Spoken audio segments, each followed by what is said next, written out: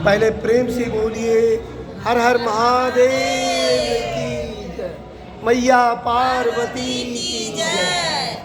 अखंड मंडलाकारं व्याप्तं येन चराचरं तत्पदं दर्शितं येन तस्मै श्री गुरुवे नमः।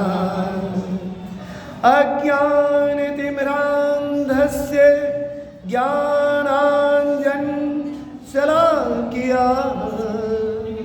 चक्षुरुन्मिलितं येन तस्मै श्री गुरुवे नमः।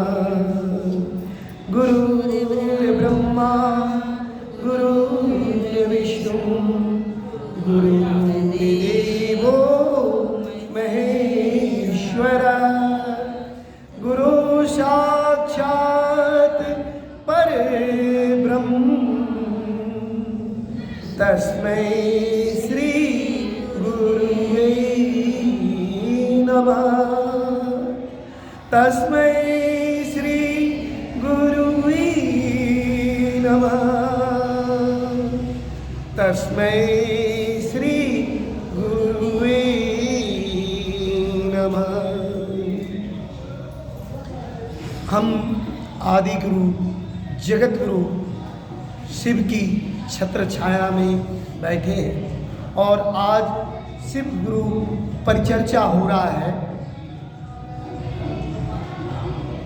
हमारे गुरु बहन चंदा और विनोद भाई, गुरु भाई विनोद के आवास पर आज गृह प्रवेश हो रहा है और बहुत ही सुंदर दिन भी है।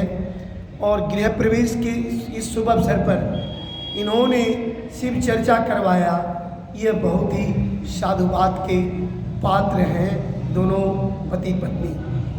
तो मैं इन्हें बहुत बहुत धन्यवाद और साधुवाद दे रहा हूँ कि शिव गुरु का परिचर्चा करवाने का इन्होंने एक प्रण लिया और उसे आज यह शिव गुरु परिचर्चा आप लोगों के आगमन से सफल भी हो गया।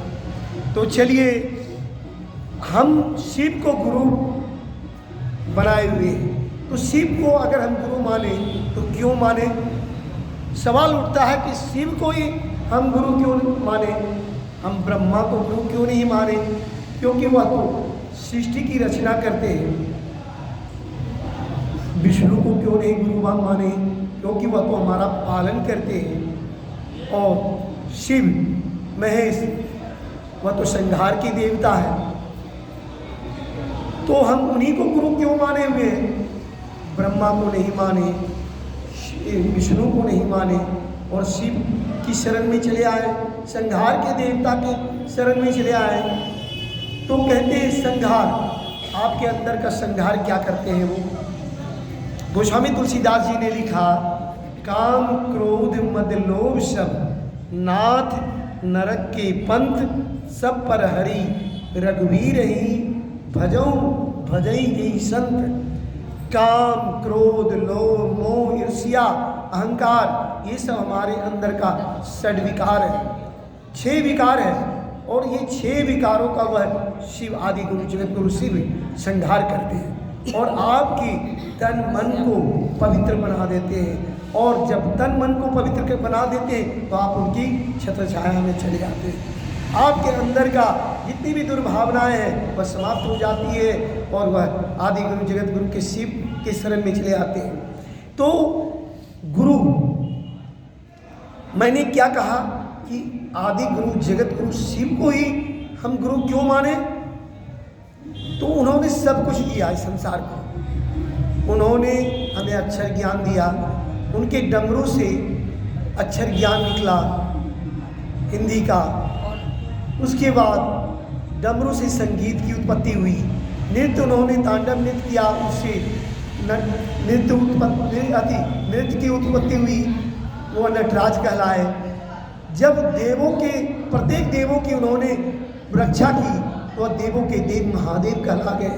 सुनिए ना, तो इस तरह करके जब जगत में पूरे विस्पान करने के लिए जब समुद्र मंथन से हलाहल विष निकला तो कोई भी ब्रह्मा विष्णु कोई भी देवी देवता उसको धारण करने के लिए तैयार नहीं हुआ। तब कौन धारण करे? तो शिव को बुलाया गया। भगवान शिव आदि गुरु जगत गुरु शिव ने उसे धारण कर लिया। और कहाँ धारण किया?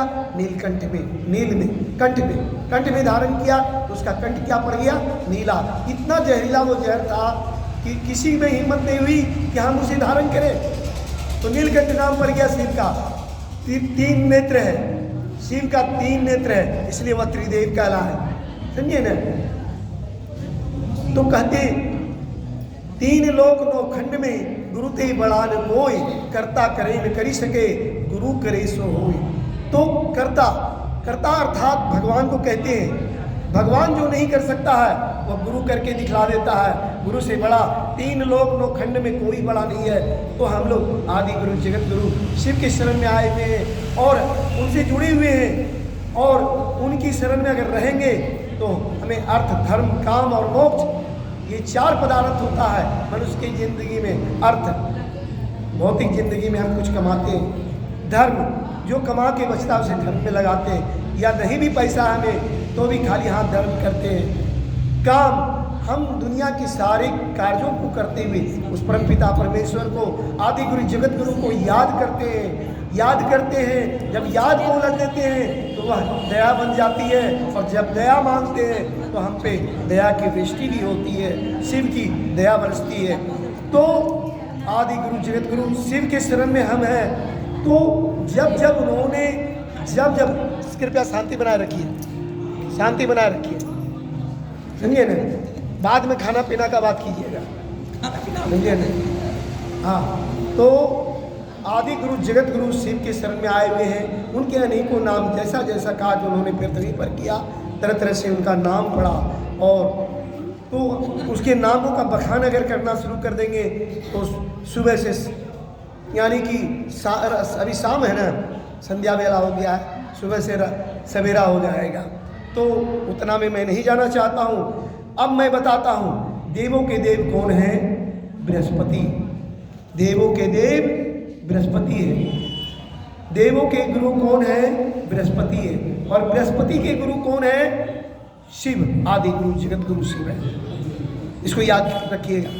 राक्षसों के गुरु कौन है? राक्षसों के गुरु शुक्राचार्य।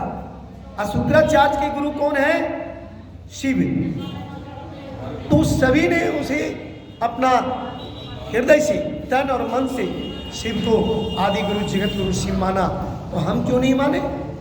जिन्होंने सारी सृष्टि की रचना की, सारी सृष्टि की रचना की, और उन्हीं के रचना जड़ और चेतन, चल और अचल दोनों संपत्ति किनकी है? शिव की देन है। समझिए ना? उन्हीं की छत्र छाया में हम लोग पल रहे हैं। उनके बिना एक पत्ता भी नहीं हिलता। प्रत्येक जीव में शिव है। एक बहन ने कहा कि मच्छर को भी नहीं मारना चाहिए, चींटी को भी नहीं मारना चाहिए, चर्चा के दरमियान का।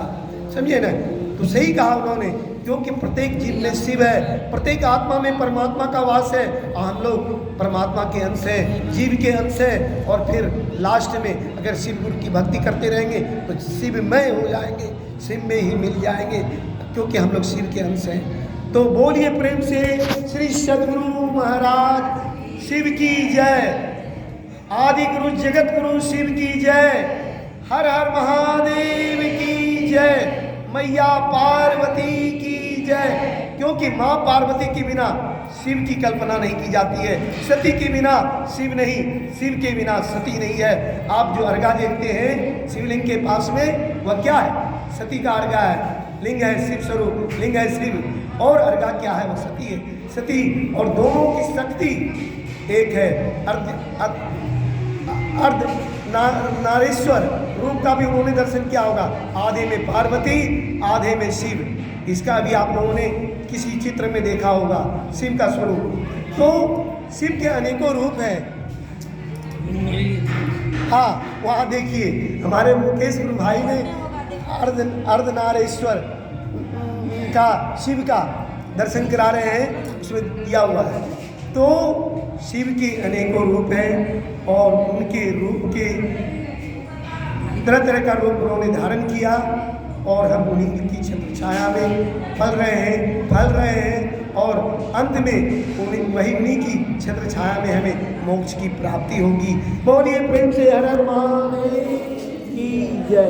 इसी के साथ मैं अपनी वाणी को विराम दे रहा हूँ और अब जो भी हम लोगों को हाजिरी लगाना हो शिव गुरु की वह हाजिरी लगाइए।